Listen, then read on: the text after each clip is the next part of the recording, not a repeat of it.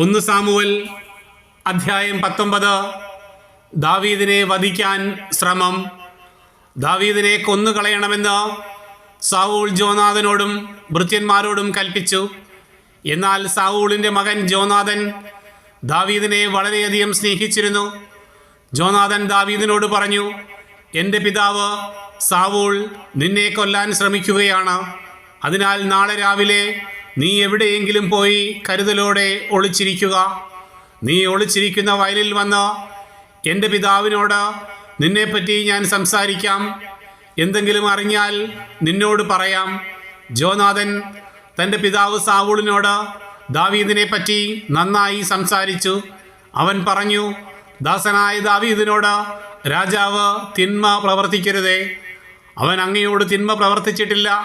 അവൻ്റെ പ്രവൃത്തികൾ അങ്ങേക്ക് ഗുണകരമായിരുന്നതേയുള്ളൂ.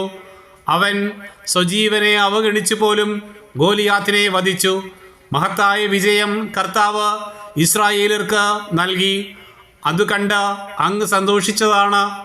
അകാരണമായി ദാവീദിനെ കൊന്ന് നിഷ്കളങ്ക രക്തം ചൊരിഞ്ഞ് പാപം ചെയ്യുന്നതെന്തിന്? സാവൂൾ ജോനാഥൻ്റെ വാക്കുകേട്ടു ദാവീദിനെ കൊല്ലുകയില്ലെന്ന് കർത്താവിൻ്റെ നാമത്തിൽ ശപഥം ചെയ്തു. ജോനാഥൻ ദാവീദിനെ വിളിച്ച് ഇതറിയിച്ചു. അവൻ ദാവീദിനെ സാവൂളിൻ്റെ അടുക്കൽ കൊണ്ടുവന്നു. ദാവീദ് മുൻപത്തെ പോലെ അവനെ സേവിച്ചു. വീണ്ടും യുദ്ധമുണ്ടായി. ദാവീദ് ഫിലിസ്ത്യരോട് പടവെട്ടി വളരെ പേരെ വധിച്ചു. അവർ തോറ്റോടി. കർത്താവ് അയച്ച ദുരാത്മാവ് സാവൂളിൻ്റെ മേൽ ആവസിച്ചു. അവൻ കയ്യിലൊരു കുന്തവുമായി കൊട്ടാരത്തിലിരിക്കുകയായിരുന്നു.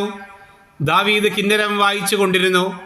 സാവൂൾ അവനെ കുന്തം കൊണ്ട് ചുമരോട് ചേർത്ത് തറയ്ക്കാൻ ശ്രമിച്ചു. അവൻ ഒഴിഞ്ഞു മാറി. കുന്തം ചുമരിൽ തറഞ്ഞു കയറി. ദാവീദ് ഓടി രക്ഷപ്പെട്ടു.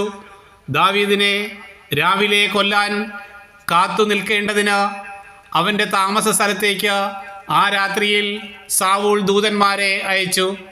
എന്നാൽ അവൻ്റെ ഭാര്യ മിഖാൽ പറഞ്ഞു, ഈ രാത്രി രക്ഷപ്പെട്ടില്ലെങ്കിൽ നാളെ അങ്ങ് വധിക്കപ്പെടും.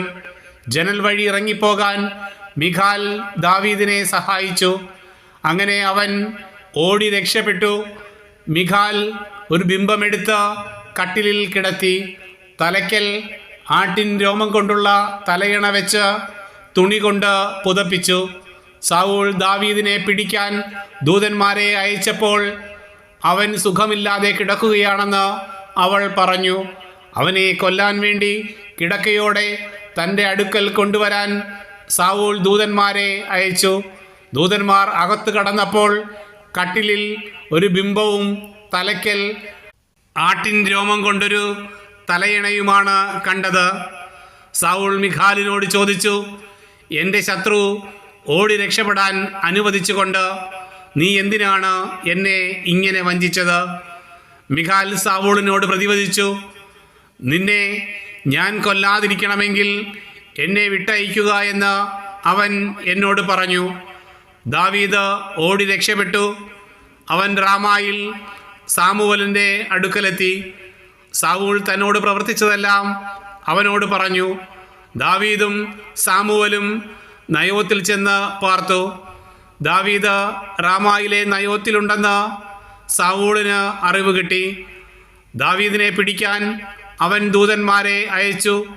ഒരു സംഘം പ്രവാചകന്മാർ പ്രവചിക്കുന്നതും സാമുവൽ അവരുടെ നേതാവായി ഇരിക്കുന്നതും സാവൂളിൻ്റെ ഭൃത്യന്മാർ കണ്ടപ്പോൾ അവരുടെ മേലും കർത്താവിൻ്റെ ആത്മാവ് ആവസിക്കുകയും അവർ പ്രവചിക്കുകയും ചെയ്തു. സാവൂൾ ഇതറിഞ്ഞപ്പോൾ വേറെ ദൂതന്മാരെ അയച്ചു. അവരും പ്രവചിക്കാൻ തുടങ്ങി. മൂന്നാമതും അവൻ ദൂതന്മാരെ അയച്ചു. അവരും പ്രവചിച്ചു. അവസാനം സാവൂൾ നേരിട്ട് റാമായിലേക്ക് പുറപ്പെട്ടു. സെക്കുയിലുള്ള വലിയ കിണറ്റിൻ കരയിലെത്തി. സാമുവലും ദാവീദും എവിടെയെന്ന് അന്വേഷിച്ചു. അവർ റാമായിലുള്ള നായോത്തിലുണ്ടെന്ന് ഒരാൾ പറഞ്ഞു. അവൻ അങ്ങോട്ട് പോയി. കർത്താവിൻ്റെ ആത്മാവ് അവൻ്റെ മേലും ആവസിച്ചു. റാമായിലെ നായോത്തിൽ എത്തുന്നതുവരെ അവൻ പ്രവചിച്ചു കൊണ്ടിരുന്നു. അവനും പ്രവചിച്ചുകൊണ്ട് സാമുവലിൻ്റെ മുൻപാകെ ആ രാത്രിയും പകലും വിവസ്ത്രനായി കിടന്നു.